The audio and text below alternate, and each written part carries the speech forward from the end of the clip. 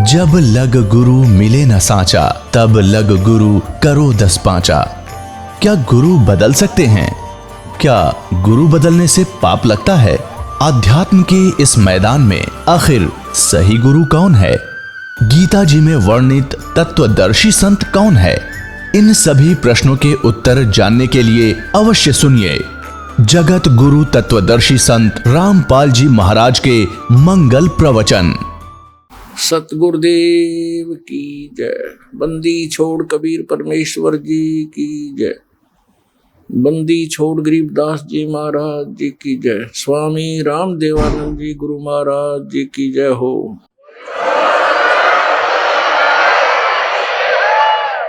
गरीब नमो नमो सतपुरुष को नमस्कार गुरु की नहीं। सुर नर मुनि जन साधुआ संतों सर्वस दीन। सतगुरु साहेब संत सब दंडोतम प्रणाम। आगे पीछे मध्य हुए तिनको जा कुर्बान। नराकार निर्विषम काल जार वैवंजनम। निर्लेपम निज निर्गुणम अकल अनुपेशोन्दुनम। सोहम सुरति समाप्तम सकल समाना निर्तल।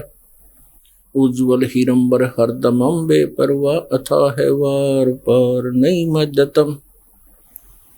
ग्रीब जो सुमरे सिद्ध होई। गणनायक गलता ना करो अनुग्रह सोई। पारस पद परवाना आदि गणेश मनाऊं। गणनायक देवन देवा चरण कमल लो लाऊं। आदंत करूं सेवा परम शक्ति संगीतम। रिद्धि सिद्धि दाता सोई। अवगत गुण अतीतम सतपुरुष निर्मोही। जगदम्बा जगदीशम मंगल रूप मुरारी। तन मन अर्पों शीसम भक्ति मुक्ति भंडारी। सुर नर मुनि जन ध्यावे। ब्रह्मा विष्णु महेशा। शेष शेष मुख गावे पूज्य आदि गणेशा। इंद्र कुबेर सरीखा वरुण धर्म राय धावे। समर्थ जीवन जी का मन इच्छा फल पावे। 33 कोटि आधारा ध्यावे से 88। उतरे बहु जल पारा कट है यम की फांसी। 33 कोटि आधारा जावे से 88। उतरे बहु जल पारा कट है यम की फांसी। कर जोरूं विनती करूं। धरूं चरण पर शीस।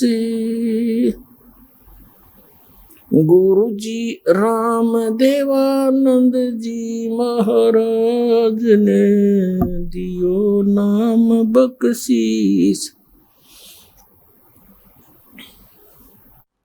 कोटि कोटि सिजदा करूं। कोटि कोटि प्रणाम। चरण कमल में राखियो मैं बंदी जाम गुलाम। कुत्ता हूँ गुरुदेव का रामपाल दास का नाम। गले प्रेम की जेवड़ी जाखे तो वहाँ जाऊं।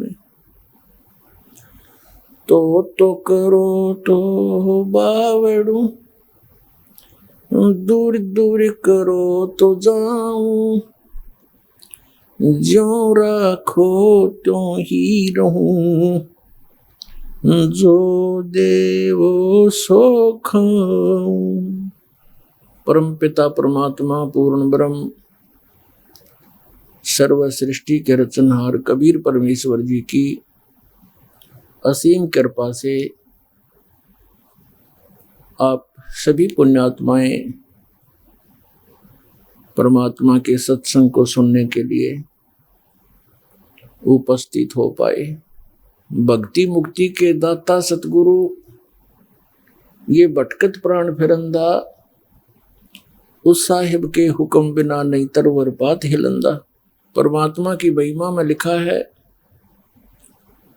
कि इस प्राणी को मोक्ष प्राप्ति के लिए, कल्याण के लिए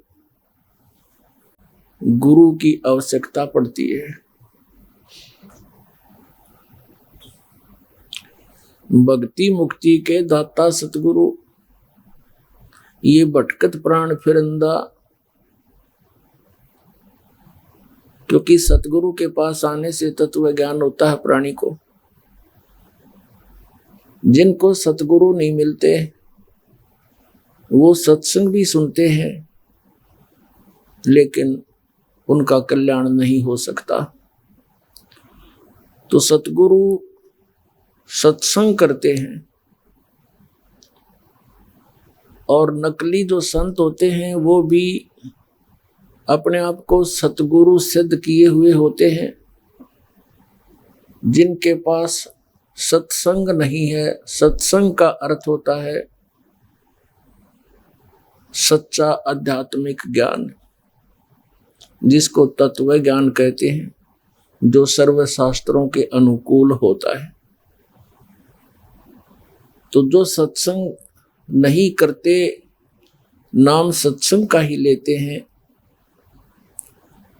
उनके सत्संग सुनने से भी जीव कल्याण नहीं हो सकता। पुण्यात्मा, आज मानव आध्यात्मिक मार्ग के अंदर ऐसा है जैसे प्रथम कक्षा में प्रवेश पाने के लिए बच्चा जाता है, उसको कुछ भी ज्ञान नहीं होता। तो आज का पूरा मानव अध्यात्म मार्ग में उस प्रथम कक्षा के बालक के तुल्य है। इस विश्व में यदि कहीं सत्संग है तो इस बरवाला आश्रम के अंदर इस दास के माध्यम से आपको सुनने को मिलता है। इस दास के इन वचनों को जो प्रथम बार सुनेगा वो बालक बुद्धि से युक्त प्राणी कुछ भी सोच सकता है कि रामपाल अभिमान करता है कि विश्व में किसी के पास भी अध्यात्म ज्ञान नहीं है। अभिमान तो वो व्यक्ति करे जिसकी अपनी कोई खोज हो। ये तो गॉड गिवन स्पिरिचुअल नॉलेज है, परमात्मा का दिया हुआ आध्यात्मिक शास्त्रों का ज्ञान हमारे पास उपलब्ध है। अन्य ऋषि महर्षि गुरु मंडलेश्वर उनको समझ नहीं सके। इस दास पर कृपा कर दी परमेश्वर कबीर देव जी ने, उनको ठीक ठीक जान लिया और वही ज्ञान है, बाकी सब अज्ञान है। कबीर साहब कहते हैं, कबीर और ज्ञान सब ज्ञानड़ी, कबीर ज्ञान सो ज्ञान, जैसे गोला तोब का करता चले मैदान। इस दास ने विश्व के सभी धर्म गुरुओं से प्रार्थना की है कि आप आध्यात्मिक ज्ञान चर्चा के लिए उपस्थित हों, और उसके साथ साथ उनके द्वारा दिए गए ज्ञान को भी कहा है कि तुम्हारा अध्यात्म मार्ग बिल्कुल गलत है, झूठा है, निराधार है, तुम्हारी साधना यूजलेस है। और वो फिर भी नहीं चसक रहे हैं। उत्तर दो कि रामपाल झूठ बोल रहा है, कोई प्रमाण दो। और हमने सैकड़ों प्रमाण दे दिए इस दास ने, क्योंकि उनके पास ज्ञान नहीं, और जनता को ज्ञान होता ही नहीं, क्योंकि वो तो एक विद्यार्थी है प्रथम कक्षा के, और जैसा टीचर उनको समझाता और सुनाता है वो कंठस्थ कर देते हैं। उनको ये नहीं देखना होता ये झूठा है या सच्चा। टीचर ने कोई प्रश्न हल कर रखा है मैथमेटिक्स का, दूसरा टीचर उसको देखता है तो उसका कर्तव्य बनता है कि ये प्रश्न ठीक हल नहीं हो रहा है और उसको ठीक कराए। तो दास केवल इतना ही काम कर रहा है कि आज तक जितने भी ऋषि महर्षि हुए हैं ये मंडलेश्वर और गुरु हुए हैं केवल उन महापुरुषों को छोड़कर जिनको परमात्मा स्वयं आकर मिले। बाकी किसी के पास भी अध्यात्म ज्ञान आज तक नहीं है। तो पुण्यात्माओं, परमात्मा ने 600 वर्ष पहले अपनी प्यारी आत्मा धर्मदास जी से कहा था कि धर्मदास, जब कलयुग 5500 वर्ष बीत जाएगा तब मेरा ये वचन सत्य होगा। कौन सा वचन? कि पूरे विश्व में मेरा ही ज्ञान रहेगा और सभी जितने भी पूज्य देव हैं वो निष्क्रिय हो जाएंगे। पूरा विश्व उस विधान को स्वीकार करेगा और जिनकी वो पूजा करते थे, जिनको वो देव समझते थे, भगवान समझते थे, वो इस प्रकार निरस्त हो जाएंगे। तारा मंडल बैठकर चांद बड़ाई खावे, उदय होया जब सूरज का स्यों तारों छुप जावे। जितने भी ये ज्ञान है, वेद, गीता, पुराण, कुरान, बाइबल, और जितने भी देव पूजे जा रहे हैं, उस परम अक्षर ब्रह्म की महिमा के सामने ये ऐसे निरस्त हो जाएंगे, ऐसे निष्क्रिय हो जाएंगे, जैसे रात्रि के समय ताराओं के अंदर चंद्रमा की रोशनी अधिक होने से वो बहुत ही प्रभुता प्राप्त होता है। सूर्य उदय होने के बाद वो विद्यमान तो रहते हैं लेकिन उनका प्रकाश दिखाई नहीं देता। श्रीमद् भगवत गीता अध्याय नंबर 2 के श्लोक नंबर 46 में कहा कि अर्जुन, बहुत बड़े जलाशय की प्राप्ति के उपरांत छोटे जलाशय में जैसी आस्था रह जाती है, उसी प्रकार उस परमात्म तत्व को जानने के उपरांत अन्य ज्ञान और भगवानों में ऐसी आस्था रह जाएगी। जैसे पुराने समय में सभी सरोवरों के ऊपर निर्भर रहते थे, तालाबों पर, जोहड़ों पर, और वो सरोवर इतने ही अक्षमता के होते थे, एक वर्ष वर्षा हो जाती तो भर जाते थे, सारा वर्ष काम देते थे। यदि 1 वर्ष 2 वर्ष वर्षा ना हो, वो सूख जाते थे। उन पर आश्रित प्राणी भी व्याकुल हो जाते थे, वहां से भाग जाते थे कहीं और दूसरे ठिकानों पर, या मर जाते थे। और उनको फिर बहुत बड़ा सरोवर मिल जाता है, कोई झील मिल जाती है जिसका जल 10 वर्ष वर्षा ना हो तो भी समाप्त ना हो, तो फिर वो सभी उस झील के आसपास ही चले जाते थे, उन छोटे सरोवरों को छोड़ देते थे। उन छोटे सरोवरों का, तालाबों का, जो जलाशयों का जल था, वो जल व्यर्थ नहीं था, वो सरोवर व्यर्थ नहीं थे, लेकिन वो पर्याप्त नहीं थे।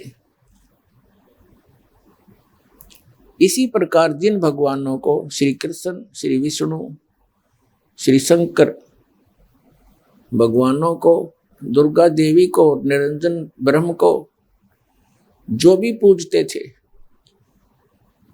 वो देव बुरे नहीं, लेकिन वे हमारे लिए पर्याप्त नहीं, क्योंकि ये स्वयं नाशवान है, इनकी भी जन्म मृत्यु होती है। तो फिर हम सुखी कैसे हो सकते हैं? हम उस स्थान को कैसे प्राप्त कर सकते हैं जिस परमात्मा के उस लोक में जाने के बाद, शाश्वत स्थान में जाने के बाद फिर कभी जन्म मृत्यु नहीं होती, क्योंकि ये स्वयं नाशवान है। श्रीमद् भगवत गीता का ज्ञान इस ज्योत स्वरूपी निरंजन काल भगवान ने बोला श्री कृष्ण में प्रवेश करके।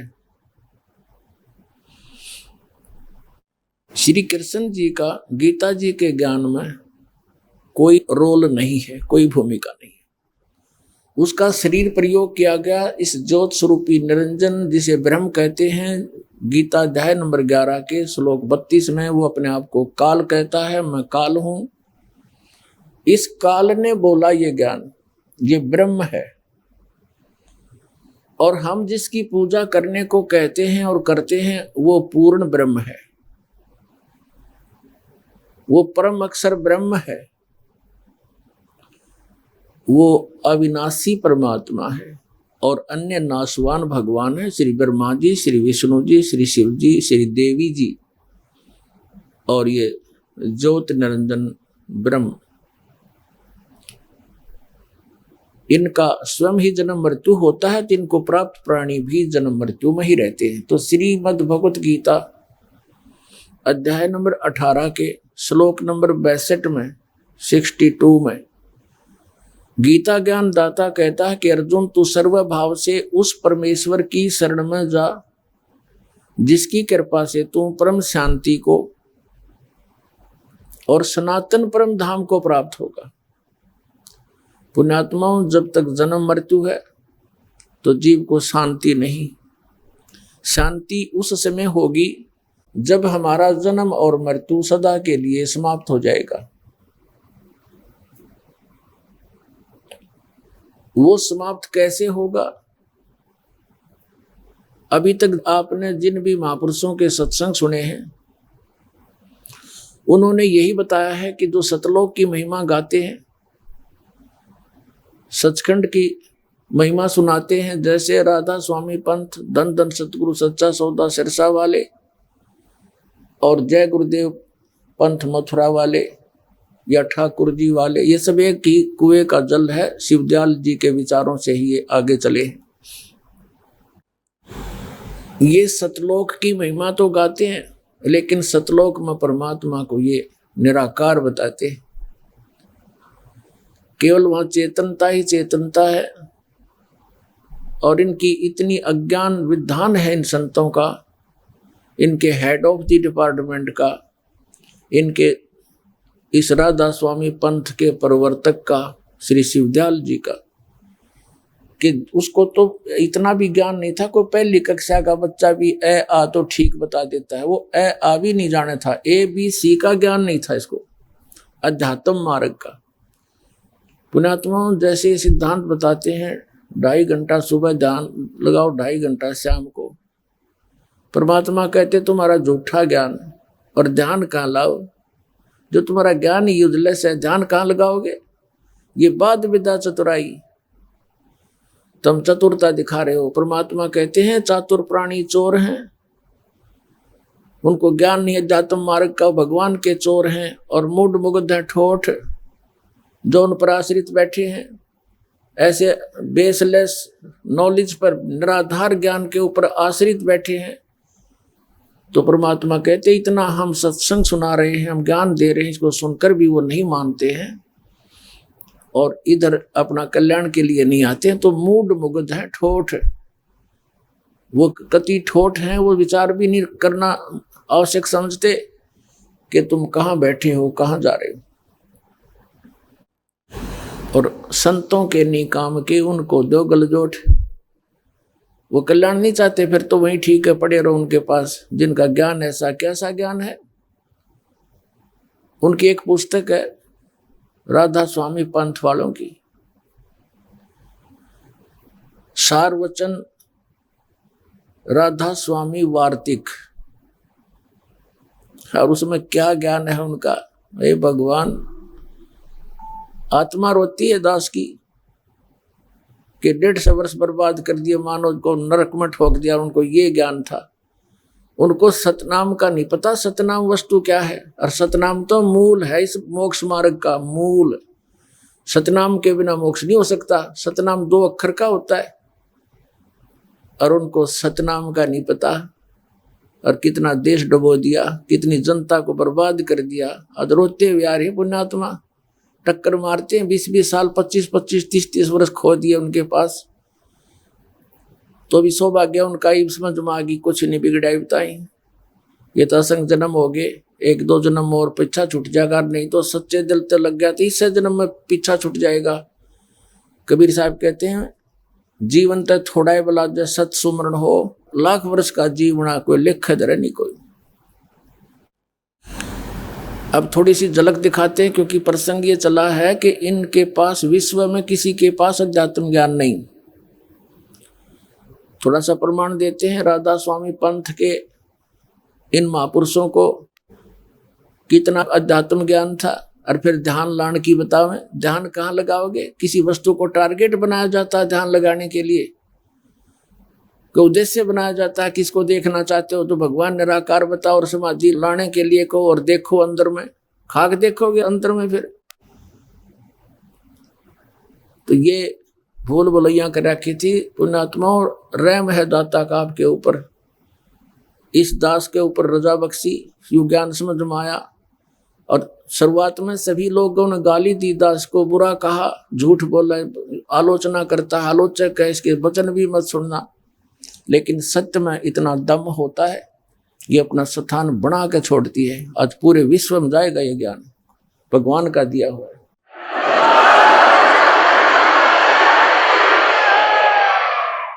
ये देखिएगा, एक पुस्तक है राधा स्वामी वार्तिक, सारवचन राधा स्वामी वार्तिक, अजूर स्वामी जी महाराज, राधा स्वामी सत्संग व्यास। ये कहाँ से छपी है? प्रकाशक हैं जगदीश चंद्र सेठी, सेक्रेटरी राधा स्वामी सत्संग व्यास, डेरा बाबा जयमल सिंह। और ये मुद्रक है इसके लक्ष्मी ऑफसेट प्रिंटर, दिल्ली, 2003 का ये 16वां संस्करण है। भूमिका से स्पष्ट हो जाता है ये किसके वचन हैं। सारवचन राधा स्वामी वार्तिक अजूर स्वामी जी महाराज के वचनों का संग्रह है। ये वचन सत्संगों तथा अन्य चर्चाओं के दौरान सत्संगियों ने नोट किए थे। स्वामी जी महाराज के परम धाम सिधारने के कुछ वर्ष बाद इनका संग्रह करके पुस्तक के रूप में छपवाया गया। सन 1902 में बाबा जयमल सिंह जी महाराज ने सारवचन राधा स्वामी वार्तिक को पहली बार गुरमुखी लिपि में छपवाया। प्रस्तुत पुस्तक उसी पुस्तक गुरमुखी संस्करण के अनुसार है। अब इसका हिंदी संस्करण प्रकाशित किया जा रहा है। 1902 और आज होगी 2012, ओए होए 110 वर्ष हो गए इस अडंगे पढ़ते न, इनका समझ में नहीं आई। अब कहना की चाह थे। देखिए ये कौन है? अजूर स्वामी जी, अजूर जी महाराज के सत्संगों का संग्रह है ये कौन है अजूर जी? देखिए स्वामी जी महाराज का शुभ नाम सेठ शिवदयाल सिंह जी था। ये राधा स्वामी पंथ का प्रवर्तक है, सेठ शिवदयाल सिंह जी। आपने 25 अगस्त 1818 में आगरा शहर में जन्म लिया। आपके पिताजी का नाम सेठ दिलवाली सिंह जी तथा माताजी का नाम महामाया जी था। आपके पूर्वज पंजाब के रहने वाले थे तथा घर में गुरु ग्रंथ साहिब का पाठ किया जाता था। आपके माता पिता हाथरस के प्रसिद्ध संत तुलसी साहिब के भक्त थे। स्वामी जी महाराज ने भी तुलसी साहिब की काफी संगति की थी। बचपन से ही स्वामी जी महाराज का रुझान अध्यात्म की ओर था। आपने एक कमरे में बैठकर 17 वर्ष सूरत शब्द योग का अभ्यास किया। 17 वर्ष तक डरे डोए उसने एक कमरे में बैठ के। ये प्रश्न नंबर 6 पढ़ रहे हम। सन 1861 में बसंत पंचमी के दिन खुले तौर पर आम सत्संग और सुरत शब्द योग का उपदेश शुरू किया। अब पुण्यात्माओं 17 वर्ष हठ योग डले डोके उसने जो अनुभव प्राप्त किया, फिर क्या वचन फरमाए। 17 वर्ष के उसने जो उपलब्धि की शब्द सुरत अभ्यास हठ योग करके उसको क्या ज्ञान हुआ, वो वचन सुनो ही उसके। ये वचन फरमाए इसने। ये देखो राधा स्वामी दयाल की दया, राधा स्वामी साहेब खुलासा उपदेश हजूर राधा स्वामी साहब का। राधा स्वामी ये शिवदयाल ने कहे हैं इसको राधा स्वामी क्यों कहने लगे? इनकी धर्मपत्नी का नाम वैसे तो नारायण देवी था, लेकिन उसको श्रद्धा से राधा कहने लगे और शिवदयाल जी को वो कृष्ण की भूमिका में ले रहे थे। तो राधा स्वामी, राधा का पति शिवदयाल, जैसे उमापति, जहाँ पर उल्लेख के अंदर उमापति लिखा हो, अंडरस्टूड है उमा का पति यानी शिव जी भगवान, शंकर जी की तरफ संकेत हो, शंकर जी उमापति, तो उमा स्वामी शंकर जी, राधा स्वामी शिवदयाल जी। तो ये राधा स्वामी, ये शिवदयाल जी समझो। अब यहां से वचन शुरू हुए इसके दफा 1 में प्रश्न नंबर 13 पे। अब ये क्या बताना चाहता है? सतनाम को कैसे डिफाइन कर रहा है शुरू में? सिर्फ काम इतना है कि इंसान यानी मनुष्य अपनी सूरत यानी रूह को, उसके खजाने और निकास यानी मुकाम सतनाम, मुकाम माने स्थान। यहाँ सतनाम को मुकाम कहा है, स्थान कहा है सतनाम। मुकाम यानी मुकाम सतनाम और राधा स्वामी में पहुंचावे। ये 14 पर हमने पढ़ दिया। अब नीचे आइएगा, वचन नंबर 3। जितने आचार्य और महात्मा और अवतार और पैगंबर हर एक मजहब के हुए हैं, वे सब अपने अभ्यास के जोर से अंतर की तरफ मुकाम असली के चले, असली स्थान को चले। सिर्फ संत 5वीं मंजिल 5वीं यानी सतनाम पर, और कोई बिरले संत मंजिल 8वीं यानी राधा स्वामी पद पर पहुंचे। अब यहाँ से हो गया 2 स्थानों पर। मंजिल माने भी स्थान, इन्होंने अनुवाद भी कर रखा, मंजिल माने स्थान, डिफाइन कर रखा, मंजिल माने स्थान। तो यहाँ सिर्फ संत मंजिल 5वीं यानी सतनाम पर, ये सतनाम स्थान हो गया। क्लियर? अब आ जाते हैं हम यहाँ पर 15 पृष्ठ पे, सार्वजन वार्तिक भाग 1 लिखा है इसके ऊपर। अब इसके 4 नंबर वचन में क्या कहा कि अब समझना चाहिए राधा स्वामी पद सबसे ऊंचा स्थान है, मुकाम है, ठीक है, और यही नाम कुल मालिक और सच्चे साहिब और सच्चे खुदा का है। अच्छा, और इस मुकाम से यानी इस स्थान से 2 स्थान नीचे सतनाम का मुकाम है। वहां सतनाम को मुकाम और मंजिल बोल रहे थे, स्थान, यहाँ स्थान का मुकाम है यानी स्थान का स्थान है। इसने ये डिफाइन किया अपने अध्यात्म ज्ञान को। अब सतनाम को स्थान, यहाँ भी स्थान कह रहा है, स्थान का स्थान है, मुकाम है। अब इसकी इस सतनाम को आगे फिर इसने परिभाषित किया है, कैसे ढंग से?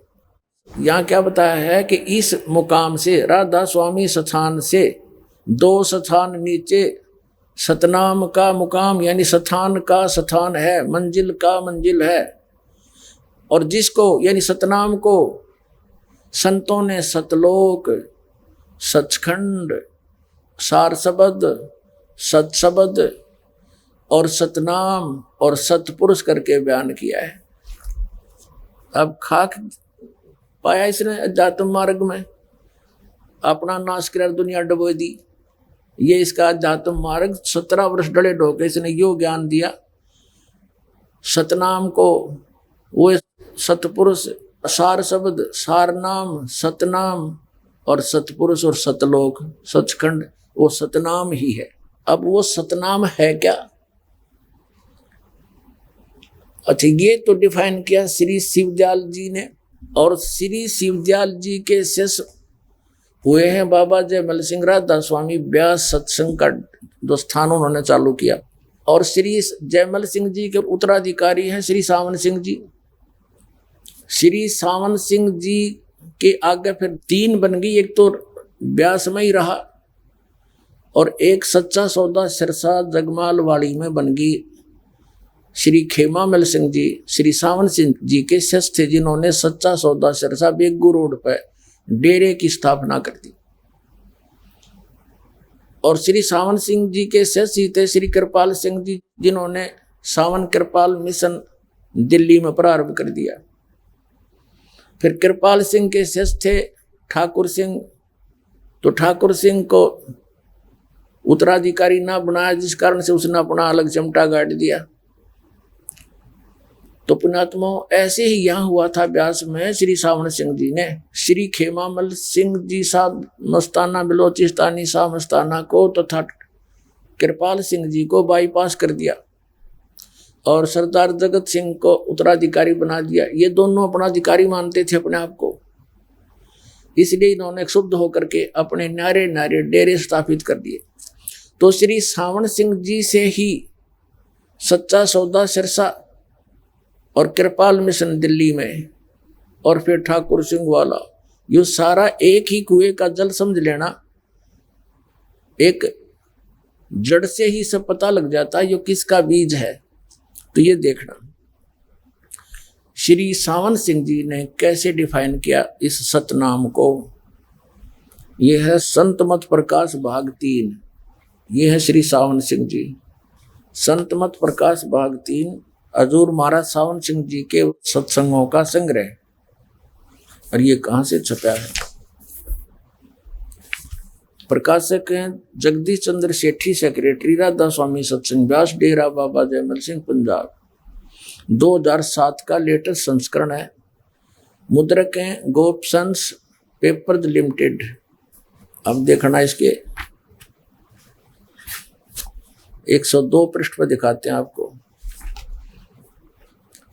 ये है 102 पृष्ठ पे, हम नीचे आ जाते हैं।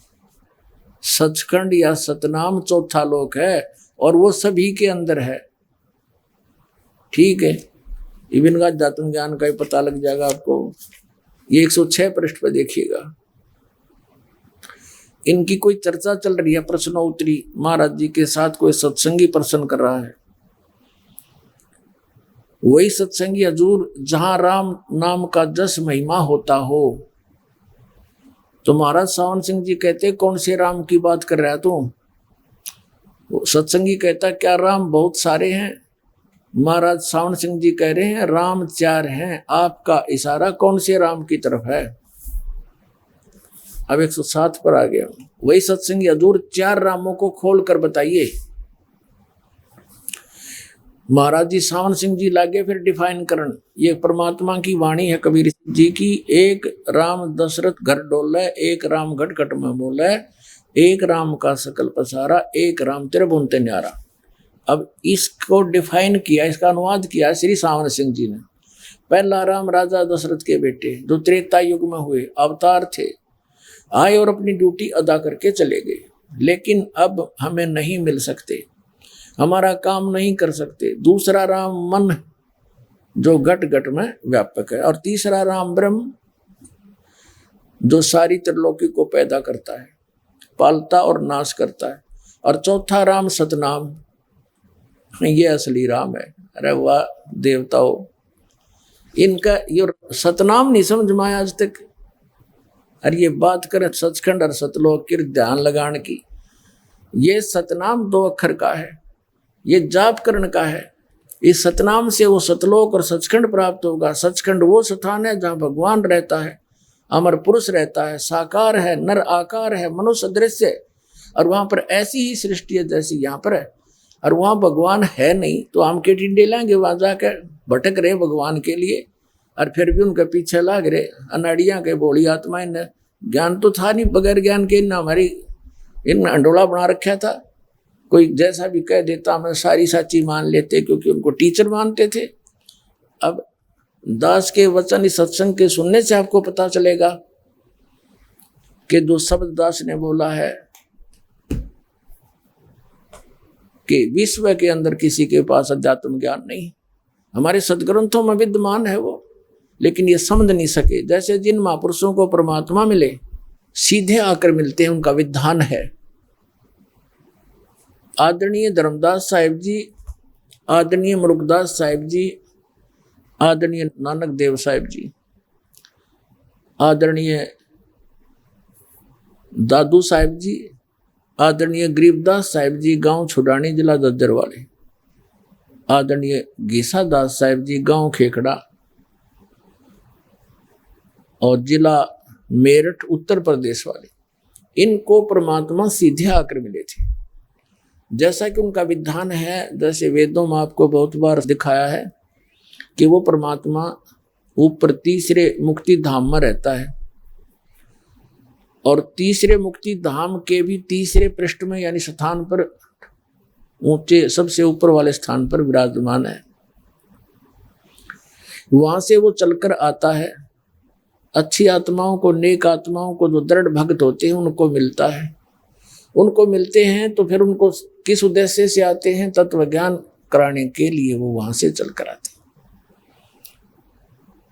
आदरणीय धर्मदास साहिब जी को परमात्मा मिले मथुरा के अंदर। उसमें धर्मदास साहिब जी अपने धर्म गुरु श्री रूपदास जी वैष्णव से दीक्षा प्राप्त करके उनके द्वारा बताई गई आध्यात्मिक क्रियाओं को करते हुए तीर्थ यात्रा कर रहे थे। मथुरा के उस तालाब में जहाँ श्री कृष्ण जी के विषय में कहा जाता है कि बचपन में वो यहाँ नहाया करते थे, गौवें चराने आया करते थे, उस तालाब को, वो सरोवर को तीर्थ मानकर स्नान करने जाते हैं। और जिस पर्वत को श्री कृष्ण जी ने उठाया था, इंद्र के कोप से वृद्ध क्षेत्र को डूबने से बचाया था, उस गोवर्धन पर्वत के चारों ओर परिक्रमा लगाकर आते हैं। यह ऐसा उनका विधान है जैसा उनको रोल बता रखे। तो वहां धर्मदास जी को परमात्मा एक जिंदा महात्मा के रूप में मिले। ऋग्वेद मंडल नंबर 9 सूक्त नंबर 86 यानी 86 के मंत्र 26 और 27 में, ऋग्वेद मंडल नंबर 9 सूक्त 82 के मंत्र 1, 2, 3 में, ऋग्वेद मंडल नंबर 9 सूक्त 94 के मंत्र 1 में, ऋग्वेद मंडल नंबर 9 सूक्त 95 के मंत्र 2 में, ऋग्वेद मंडल नंबर 9 और सूक्त 96 के मंत्र 16 से 20 में, ऋग्वेद मंडल नंबर 9 सूक्त 20 मंत्र 1 में, ऋग्वेद मंडल नंबर 9 सूक्त 1 के मंत्र 8 और 9 में, और भी अनेकों स्थानों पर परमात्मा की महिमा बताई गई है। वेद ज्ञान दाता वही है जो गीता ज्ञान दाता है। वेद ज्ञान ब्रह्म दे रहा है, वो स्वयं कह रहा है कि वो परमात्मा ऊपर तीसरे मुक्ति धाम में रहता है और वहां से गति करके आता, चल के आता है। वो अच्छी आत्माओं को मिलता है। उसके आने की, पूरे विश्व को संभालने के लिए परमात्मा 3 स्थिति में विद्यमान रहता है। 3 स्थिति में वो होते हैं। जैसे एक स्थिति उनकी ऐसी है, सतलोक के अंदर सबसे ऊपर के स्थान पर, सतलोक के शिखर में एक बहुत बड़ा गुंबज बना हुआ है, मंदिर नुमा, और बहुत बड़ा सफेद कलर का है, जैसे संगमरमर। यहाँ तो कोई उदाहरण है नहीं सफेद संगमरमर हो, इसे तो घना सुंदर है, वो तो वर्णन ही नहीं कर सकते, फिर भी एक उदाहरण के लिए बताना पड़ता। एक बहुत बड़ा गुंबज है, उसके बीच में एक बहुत सुंदर सिंहासन है परमात्मा का, जैसे राजा लोग बैठते हैं ऐसे परमात्मा मनुष्य सदृश साकार उसके ऊपर विराजमान रहते हैं। उनके सिर पर एक सुंदर मुकुट है, बहुत सुंदर मुकुट है, और ऊपर एक छतर है, सफेद छतर है, जैसे छतरी बना रखी है बच्चों ने। विशाल काय शरीर है मालिक का, और एक रोम में, रोमकूप कहो, रोम तो बाल को बोलते हैं, लेकिन जहां रोमकूप इसको बोलते हैं जो छिद्र होता है बाल का, एक रोमकूप में इतनी रोशनी है, करोड़ सूर्य करोड़ चंद्रमा मिला दे तो भी उनकी दोनों की मिली जुली रोशनी भी कम रह जा। एक स्थिति में तो परमात्मा ऐसे रहते, वह स्थिर रहते हैं, और वही परमेश्वर जब यहाँ हमें संभालने के लिए, धारण पोषण करने के लिए यहाँ आते हैं, धारण पोषण पेट भरण की व्यवस्था तो परमात्मा वहां बैठे ही हमारा सब कुछ व्यवस्था कर देते हैं कर्म आधार पर। वो आते हैं हमारे को अध्यात्म ज्ञान बताने के लिए कि तुम कौन हो, यहाँ क्यों जन्म और मर रहे हो, तुम्हारा यहाँ पर कौन सी वस्तु आपकी है जिसको तुम अपना माने बैठे हो, इस भूल को मिटाकर तत्व ज्ञान से हमें जगाकर और सतनाम दे करके सतलोक जाने की एक व्यवस्था करते हैं, बताते हैं। तो वहाँ से चलकर आते हैं, तो वहाँ से आने की उनकी दो तिथि हैं।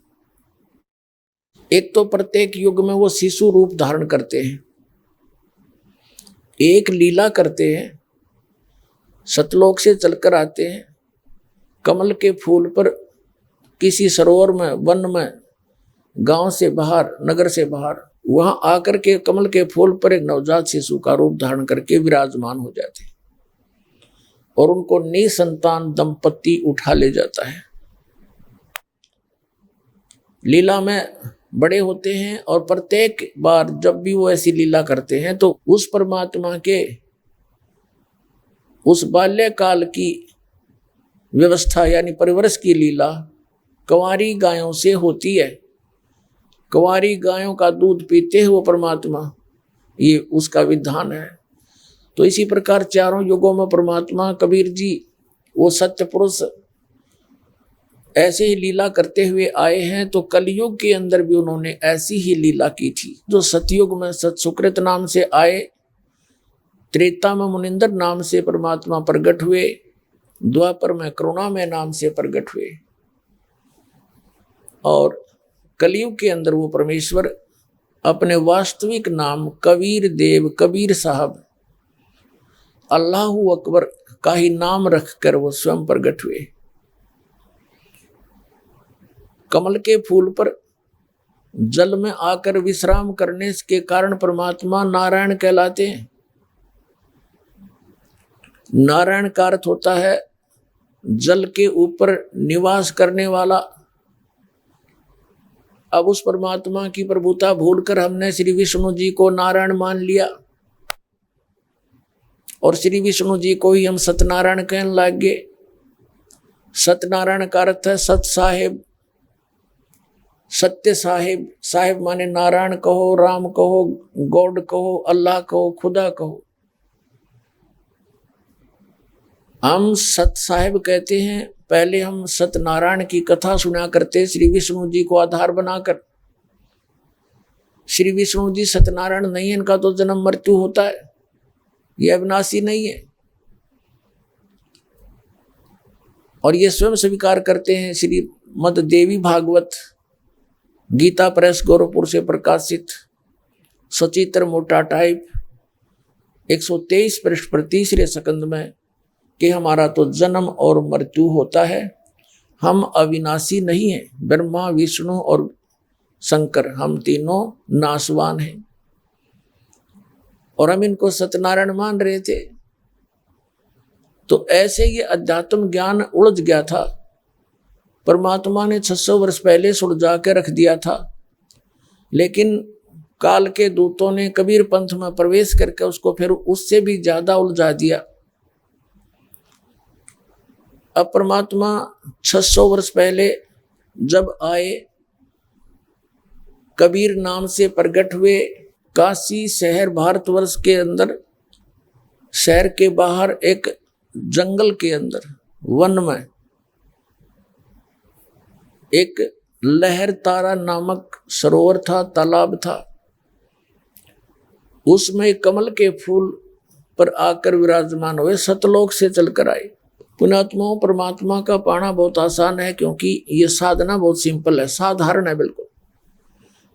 इन अज्ञानी ऋषि महर्षि संतों और इन नकली सतगुरुओं ने इसको इतनी कठिन बना दी कि 2.5 घंटे सुबह बैठो, 2.5 घंटे शाम, सारा दिन मजदूरी करनी आदमी और 2.5 घंटे बैठेगा क्यों करे? और 2.5 घंटे सुबह कैसे बैठेगा और क्या करेगा? ध्यान लगाओ बस। सूरत शब्द का नहीं पता है, न सूरत क्या होती है, शब्द क्या होता है। इन्होंने सूरत शब्द को कैसे मान रखा कि अंदर कान बंद करके आनंद सुनो। हर परमात्मा कहते हैं इस पिंड कहो, चाहे इसे अंड कहो, शरीर कहो या एक ब्रह्मांड कहो, इसके अंदर जो भी कुछ सुनता या दिखाई देता है वो सब काल का है और कबीर साहब कहते हैं हमारा तो जो हमारा देश है सतलोक है, इस अंड और पिंड के पार सो देश हमारा है। आदरणीय गरीबदास साहिब जी को परमात्मा सचखंड लेकर गए, फिर उनको वापस छोड़ा। तब उन्होंने परमात्मा की उस वास्तविक धुन को सतलोक में सुना और फिर यहां देखा इस पिंड के अंदर वो नहीं है, उससे मिलती जुलती नकली धुनें इसके अंदर हो रही है। तब आदरणीय गरीबदास साहिब जी ने कहा था कोई हैरे परले पार का जो भेद कहे जनकार का, कोई है वहां गया हुआ वापस आया तुम्हारे में से जो उस जनकार यानी उस सतलोक में हो रही धुन का कोई जिक्र करे। तुम सुनो इसके अंदर और बात करो सतलोक की। जो भी इस पिंड के अंदर सुनाई देती है ये काल की धुन है, इसने नकली बनवा रखी है। ब्रह्मलोक के अंदर इस काल के एक ब्रह्मांड में एक ब्रह्मलोक है, उस ब्रह्मलोक के अंदर इस काल भगवान ने नकली सतलोक, नकली अलखलोक, डुप्लीकेट अगम और अनामी लोक बना के जीव को भ्रमित करने के लिए यहाँ पूरा जुगाड़ जोड़ रखा है। परमात्मा आए, उन्होंने ये ज्ञान दिया, इसका षड्यंत्र उजागर कर दिया कि तुम्हें ये मूर्ख बना रहा है। परमात्मा वहां साकार है सतलोक के अंदर और सभी ऐसी सृष्टि है जैसी यहाँ पर है, और वहां जरा और मरण नहीं है, वहां बुढ़ापा नहीं, मृत्यु नहीं। हम तो इतने ढीठ हैं, अगर यहाँ बुढ़ापा ना हो और यहाँ मौत ना हो हमारी, हम तो कोई दिक्कत नहीं आड़े से कितनी गर्मी लागे जाओ, कितनी सर्दी लागे जाओ, हम यहीं पड़े रहेंगे। कौन मर कर राजी है बताओ। बात बनाओ नो के सचखंड में प्रकाश ही प्रकाश है और उसके अंदर आत्मा ऐसे मिल जाती जैसे बूंद समुद्र में, डूब कर मर जाओ फिर तो समुद्र में जाके यहीं मर जाओ। कोई बात हुई है? कोई है किसी की हिम्मत समुद्र में जाके छलांग लगाओ ला मर जाऊं मैं, भगवान मिलता होता है? ये बनावटी बातें हैं। अब वहां पर ऐसी ही सृष्टि है लेकिन ये डुप्लीकेट है, ये तो एक मिट्टी के खिलौने समझ लो, और वो सोने के आभूषण है, सोने का नाश नहीं होता। तो कहने का भाव यह है, ये तो एक फॉर एग्जाम्पल बता रहे हैं आपको। अब जो प्रसंग चल रहा है कि वो परमात्मा प्रत्येक युग में आते हैं, और श्रीमद् भगवत गीता अध्याय नंबर 7 के श्लोक नंबर 29 में 29 में कहा है कि मेरे इस ज्ञान को आश्रय करके, क्या आश्रय करके, चौथे अध्याय के 32 और 34 श्लोक में कहा है कि खुद परमात्मा अपने मुख कमल से आकर और तत्व ज्ञान बोलता है, वह सच्चिदानंद घन ब्रह्म की वाणी होती है, यानी कबीर वाणी है, वो तत्व ज्ञान है। उसके अंदर अध्यात्म मार्ग का यथार्थ ज्ञान और विस्तार के साथ कहा जाता है। उस तत्व ज्ञान को तो तत्वदर्शी संतों के पास जाकर समझ, उनको दंडवत प्रणाम करने से, कपट छोड़कर उनकी सेवा करने से वो तत्वदर्शी संत तुझे तत्व ज्ञान का उपदेश करेंगे। ये हो गया। तो तत्व ज्ञान का तत्वदर्शी संत उपदेश करेंगे और वो सच्चिदानंद घन ब्रह्म की वाणी के जानकार होते हैं, यानी कबीर वाणी के। तो तत्व ज्ञान के अंदर फिर सब पता चल जाता है कि एक ऐसा स्थान है जहां जाने के बाद जरा और मरण नहीं होता। जरा माने बुढ़ापा, मरण माने मृत्यु। इससे भी सिद्ध है कि जहां वो सृष्टि है वहां पर जहां अवृद्ध अवस्था नहीं है और मौत नहीं है, ये दो दुश्मन है हमारे। कोई बूढ़ा होना नहीं चाहता, सब न होना पड़ेगा। पहले मर जाओ दूसरी बात, सब गधा होगा, बूढ़ा हो जाएगा, होना उसने पड़ेगा। और दूसरे जो है मृत्यु डेफिनेट, और सबसे घना भय मृत्यु का हमने, और यह दोनों कंपलसरी। तो फिर ये इच्छा क्यों रहती है हमारे को? क्यों अपने एक जीवन रक्षा के लिए इंसान रोगी हो जाता है, अपनी जायदाद को बेचकर भी अपना जीवन चाहता है ताकि कमा के फिर कर लूंगा 2 रोटी 1 कोठी, तो लेकिन जीवन नहीं मिलेगा। और फिर मृत्यु भी कंपलसरी। इसकी ये ऐसा क्यों हमारे मन में इतना दृढ़ वो है, इच्छा है? क्योंकि हम ऐसे लोक में रहते थे जहां ये दोनों दुख नहीं थे, ना बुढ़ापा था ना मृत्यु थी। इसलिए हम उसी के लिए इच्छा करते हैं। हम जीना चाहते हैं, दोनों पैर कट जाते हैं तो भी हमने सोचे कुछ और सांस मिल जाए, हाथ कट जाता है तो भी सोचा और सांस मिल जाए। कैसा भी रोगी है वो भी इच्छा करता है कुछ जीवन मिले। अब उस स्थान को छोड़ के आएगी यहाँ पर नमक की बोरी में और खांड का स्वाद ढूंढ रहे हैं, वो तो खांड की बोरी में मिलेगा। और वह खांड की बोरी सतलोक है, वहां जाने की विधि इस दास के पास है, इस पृथ्वी पर नहीं, इस ब्रह्मांड में नहीं, 21 ब्रह्मांड में नहीं किसी के पास, और गारंटीड है दास के पास।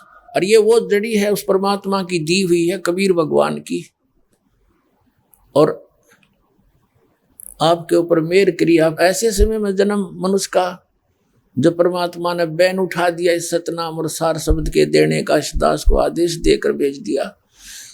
आज से 600 वर्ष पहले धर्मदास जी से कहा था, धर्मदास मेरी लाख दुआई, ये सार नाम की तबार न जाई, ये सार नाम बार जो पढ़ी बिचली पीढ़ी हंसनी तरही।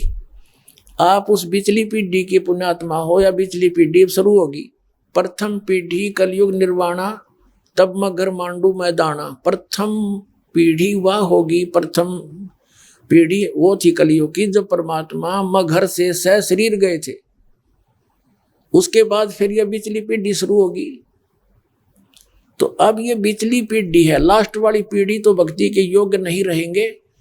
अब भी इतना सतर गिरता जा रहा था, ये नास्तिक होने जा रहे थे। जितने भी ये काल के पंथ हैं, राधा स्वामी, दंदन सतगुरु, सच्चा सौदा सिरसा, जगमाल वाली और ये सिरसा वाले, और ये जितने भी जय गुरुदेव पंथ हैं, या आसाराम का पंथ है, सुधांशु का पंथ है, ये तो वही बड़कड़े खिलौने ले रहे हैं, सीधे ही रामकृष्ण पर आधारित हैं। और ये बाल योगेश्वर, ये सतपाल के, ये कृपालु, और इन का पता नहीं क्या है, अध्यात्म मार्ग का ये ब्रह्म ऋषि कुमार स्वामी, इन कख नहीं पता। आठ दे टाइम इनका ये ऐसे जाएंगे तो दिखे नहीं गए कि टटोए भी नहीं पाओगे, या तो पलायन कर जाएंगे। जनता इनसे प्रश्न पूछेगी, इनको जवाब नहीं रहेगा। जनता को नंदा बना रखा, ज्ञानी बना दिया, अपने स्वार्थ में सटपट करके अपना उल्लू सीधा कर रहे हैं। दास ने गला बैठा लिया, 17 वर्ष हो गई ये ज्ञान देते ने, 6 घंटे सत्संग करते हैं, और ये ज्ञान समझा रहे हैं। अब इसका बेस बन गया है, अब एजुकेटेड पर्सनों के अंदर परमात्मा का ज्ञान पहुंच गया। अब देखना ढूंढा पाटेगा कुछ दिनों में, पूरे विश्व में जाएगा ये। कोई बालकों का खेल थोड़ा, भगवान का चलाया हुआ ये। तो गीता अध्याय नंबर 7 के श्लोक 29 में कहा है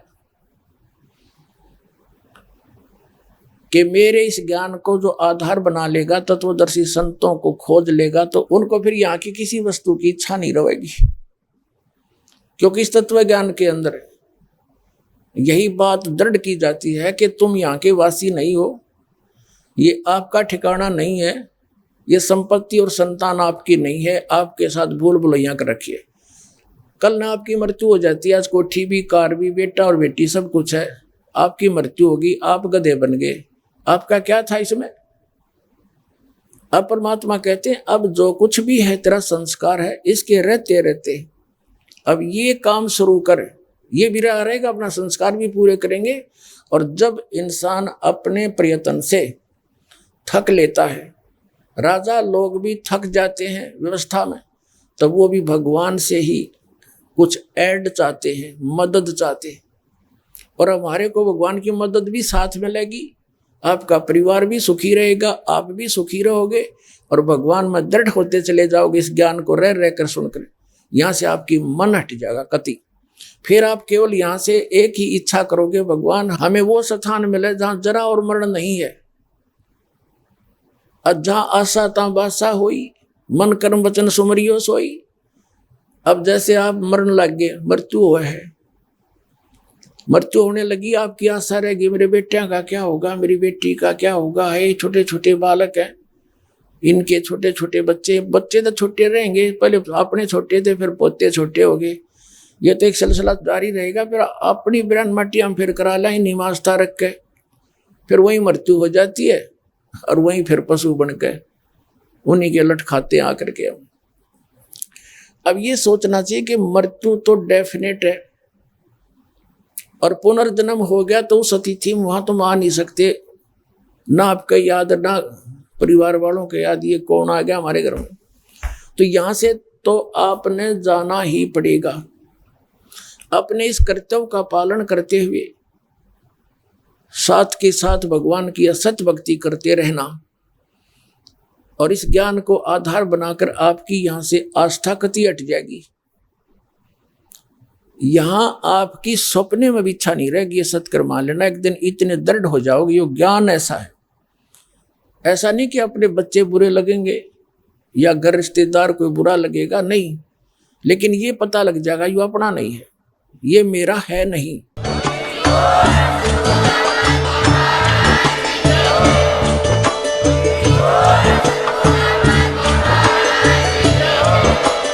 आप सुन रहे थे जगत गुरु तत्वदर्शी संत रामपाल जी महाराज जी के मंगल प्रवचन। अधिक जानकारी के लिए विजिट कीजिए हमारी वेबसाइट www.jagatgururampalji.org। संत रामपाल जी महाराज जी के शुभ आशीर्वाद से पूरे विश्व भर में 500 से भी ज्यादा नाम दीक्षा केंद्र हैं, जिन पर संत रामपाल जी महाराज जी द्वारा ऑनलाइन निशुल्क नाम दीक्षा दी जा रही है। अपने नजदीकी नाम दीक्षा केंद्र का पता करने के लिए संपर्क करें 8222880541।